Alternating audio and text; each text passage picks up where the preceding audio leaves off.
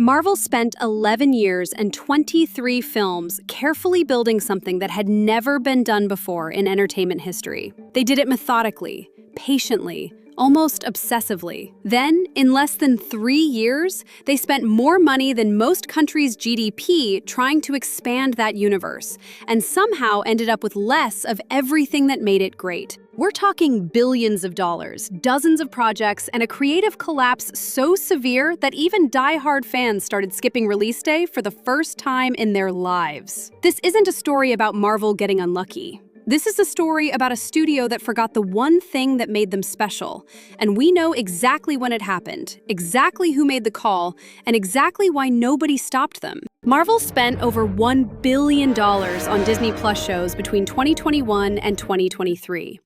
Yet half of them flopped with both audiences and critics.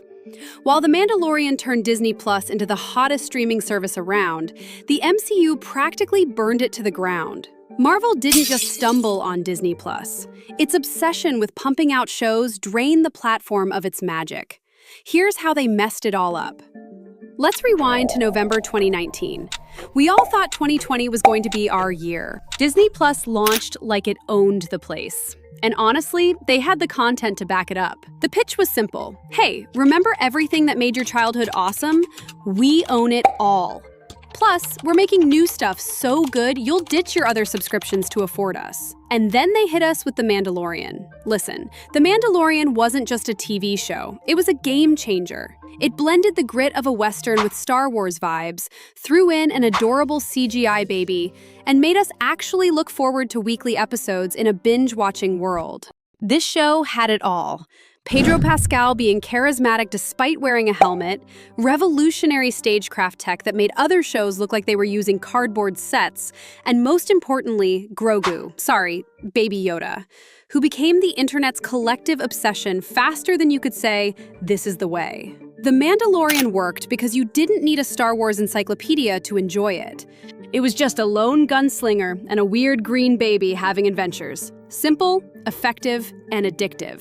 But what made it special was the weekly release. In 2019, when Netflix had us binging entire seasons like zombies, Disney Plus said, nah, we're bringing back appointment television. And it worked. Suddenly, we were all chatting on Friday mornings like, did you see what happened to Grogu this week? It was water cooler talk for the streaming age. Meanwhile, Disney Plus was flexing. Want to watch The Simpsons from the start? Boom, it's there. Feel like crying to Pixar shorts? They've got you. Want to show your kids classic Disney movies without explaining why you own 47 DVDs? Welcome to the vault. And just when we thought it couldn't get better, they dropped Soul straight onto the platform because a Pixar movie meant for theaters was just handed to us. It felt like unwrapping a gift you didn't expect to love this much. It was a flex.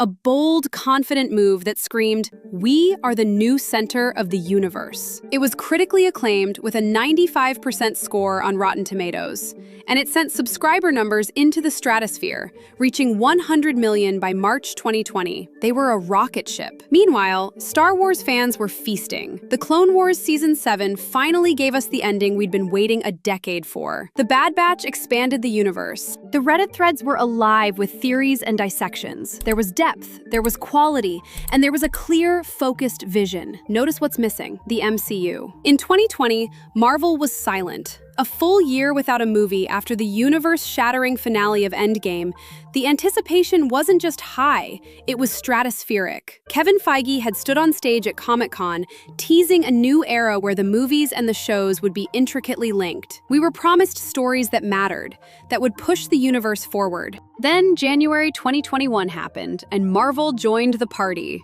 WandaVision hit like a creative lightning bolt. This wasn't just a superhero show, it was art disguised as entertainment. Elizabeth Olsen and Paul Bettany living in sitcoms from different decades while unraveling a mystery. Bold, weird, and absolutely brilliant. Reddit was working overtime. Fan theories flew faster than conspiracy theories at a family dinner. Everyone was trying to figure out what was happening, who was behind it, and if Mephisto was showing up. Spoiler, he didn't, but we kept hoping. WandaVision proved Marvel could do more than punch, kick, explosion, and quip. They could make art. They could tell stories about grief and trauma that felt real. Then came The Falcon and the Winter Soldier. Like Marvel said, okay, we did artsy. Now let's make a 6-hour Marvel movie and call it a show. And it worked. Anthony Mackie and Sebastian Stan had chemistry, and it felt like a natural continuation of the MCU. At this point, the Disney Plus MCU partnership seemed invincible. The model was perfect. Marvel looked at WandaVision and Falcon and the Winter Soldier and decided if 2 shows are good, 15 will be amazing. This is where things started to spiral, like a project you know is doomed but can't stop watching. Loki dropped in June 2021, and it was another hit. Tom Hiddleston was charismatic while breaking the multiverse. But here's the problem. Loki wasn't just a fun side story. It was required reading for the entire MCU. The Mandalorian worked because you could watch it without knowing Star Wars. WandaVision worked because it was mostly standalone.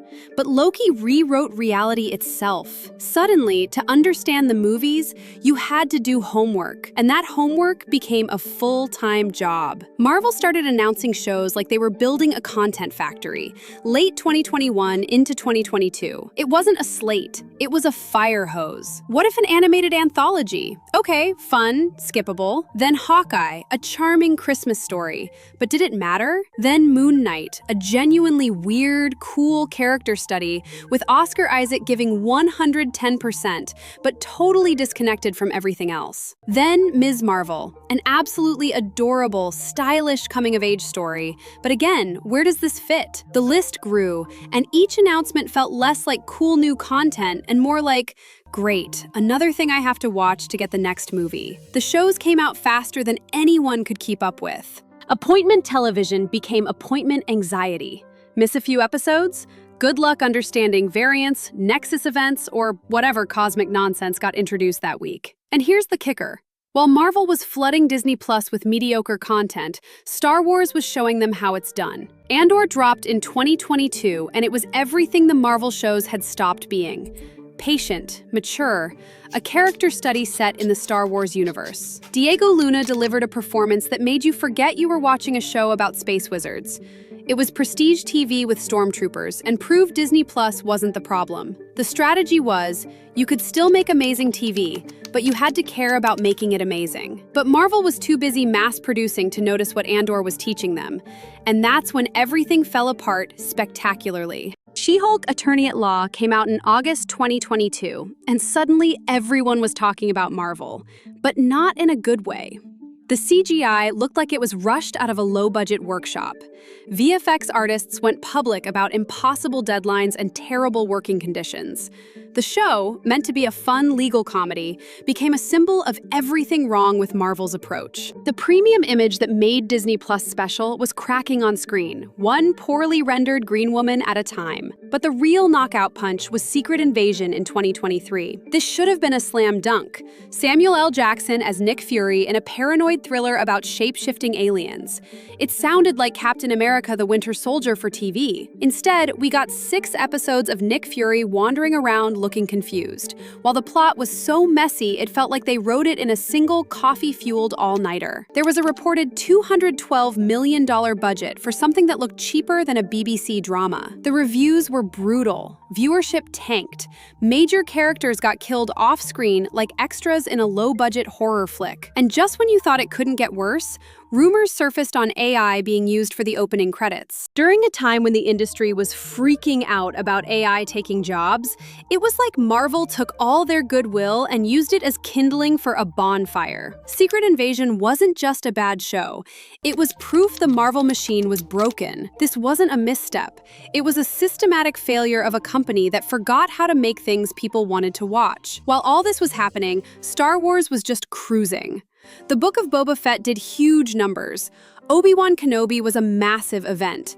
Andor got Emmy buzz. Ahsoka was a love letter to Fona fans that continued a beloved narrative. Star Wars was offering variety.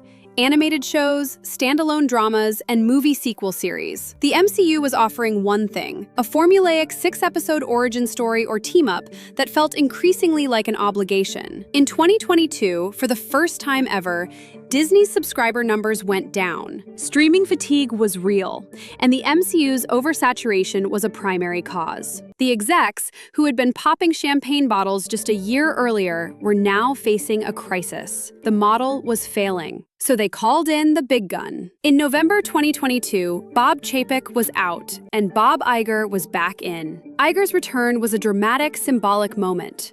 It was an admission that the strategy had failed. He had one good look and said, "Yeah, we screwed up. We made too much stuff, and most of it was garbage." When your CEO publicly admits they diluted their own brand, you know it's bad. He started talking about quality over quantity. He announced a massive slowdown for Marvel.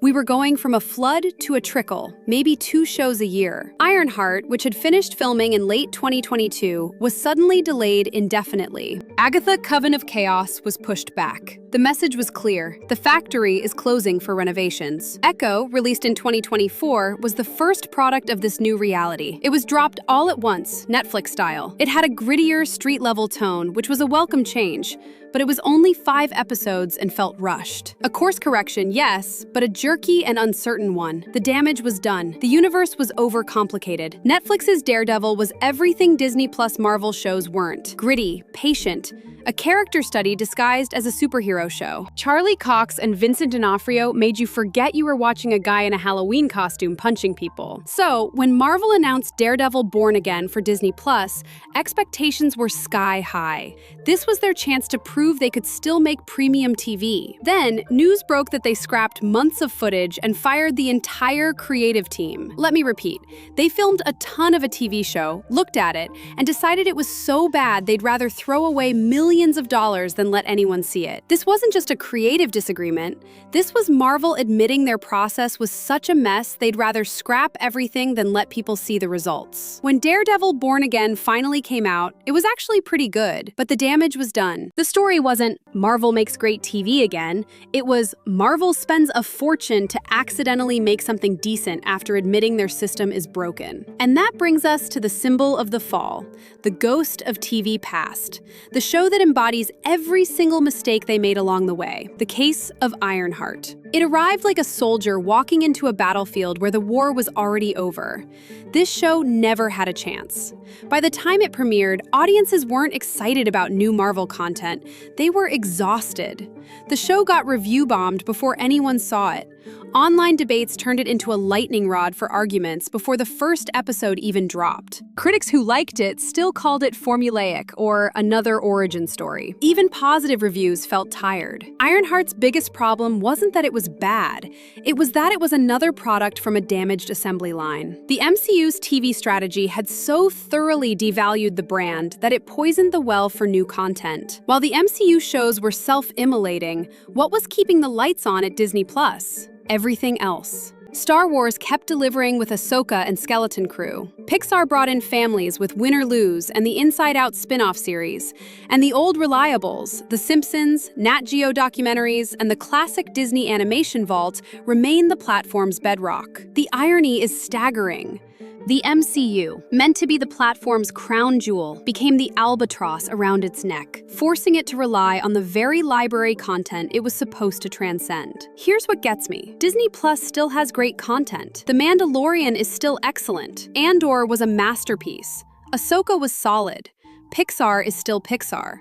The classic Disney library is still there, but Marvel's approach turned Disney Plus from a premium destination into a content dumping ground. Instead of appointment television, instead of events, we got homework. The promise of Disney Plus was simple: the best of Disney's entertainment. The reality became a place to keep up with assignments to understand movies. Marvel took a platform full of potential and turned watching it into a slog. They had the perfect platform, endless resources, and the most popular fictional universe ever, and they made it feel like work. And the crazy part is, they're starting to figure it out. Daredevil Born Again was good. Echo was quietly decent despite being rushed. But the damage is done. The magic is gone. The excitement is now skepticism. Disney Plus proved you can have too much of a good thing, and more content doesn't mean better content. They showed that even the strongest brand can be diluted if you flood the market with mediocre versions of what made it special. The saddest part is, it didn't have to happen. Marvel had the perfect formula with their early Disney Plus shows.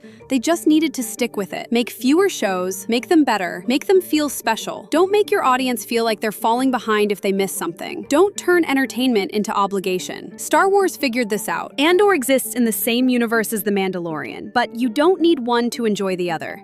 They complement each other without requiring each other. Marvel forgot people watch entertainment to escape, not to keep up. They turned superheroes into a chore, something you know you should watch but don't really want to. The irony is that Disney Plus launched with the promise of premium, event-worthy storytelling, and Marvel turned that promise into a slog. They transformed appointment viewing into skippable content, devaluing not just their brand, but the entire platform. So, what's the legacy? What's the takeaway from this whole misadventure? Disney's learning from their mistakes. The bad news is it might be too late to recapture the magic they threw away. But hey, at least we still have Baby Yoda, right? What do you think? Did Marvel ruin Disney Plus for you, or are you still keeping up with all the shows?